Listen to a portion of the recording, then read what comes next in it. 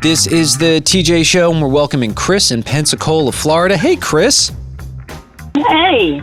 I heard that you are driving a Lyft.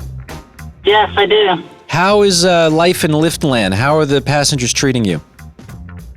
I think it's a toss of the coin. I think some people don't talk as much. And I was listening to Kenny earlier talking about people using their phones, not having headphones in. And I get that a lot. That's so aggravating. So people are just watching the doom scroll in your back seat. Yeah, they get in the car, they listen to their own music, they're on social media.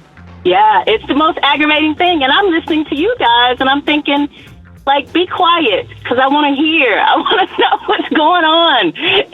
You know, isn't that such but they do that a lot. It's a wild dynamic, what you're describing. Like, here you've got the radio on, and people are so used to having things exactly how they want it in their own life. They'll actually choose a worse listening experience. And by that, I mean, like, if you're hearing it, it's through their phone. Whereas you've got, like, a radio station out over the speakers. They're choosing what they want to choose just because they can. I see this with my kids. They play video games. And we were talking about this the other day. Mario Kart. You get to choose what weapons you want to use. So I'm playing with my kids, and I'm only getting mushrooms. And I'm like, how many times am I going to get a mushroom? Like, it just seemed like the most unlikely chain of events. Well, it turns out it's because my daughter said it that way because that's how she wants to play. Well, it's like, that's not the game anymore. Now you're changing the game. And I would argue that when you get in the back seat of a Lyft, you're missing out on the human experience because you're so concerned with doing exactly what you want to do at every single moment. That's very concerning to me. Oh, yeah, it's rude.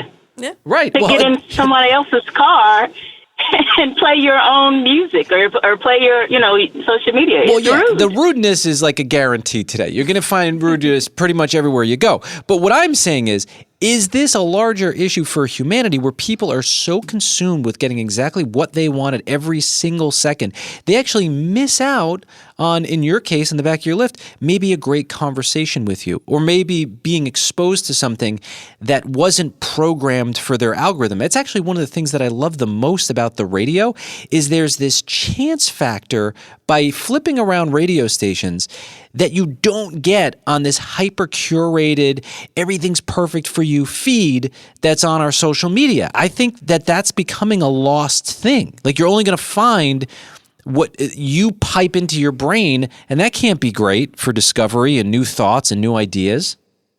No, you're absolutely right. Well, people want what they want, and they don't care what anybody else wants. Yeah, it's like a level of selfishness that I've never seen before. Well, I'm getting the impression from Chris that she doesn't want to talk to these people in the backseat. She wants to listen to the show.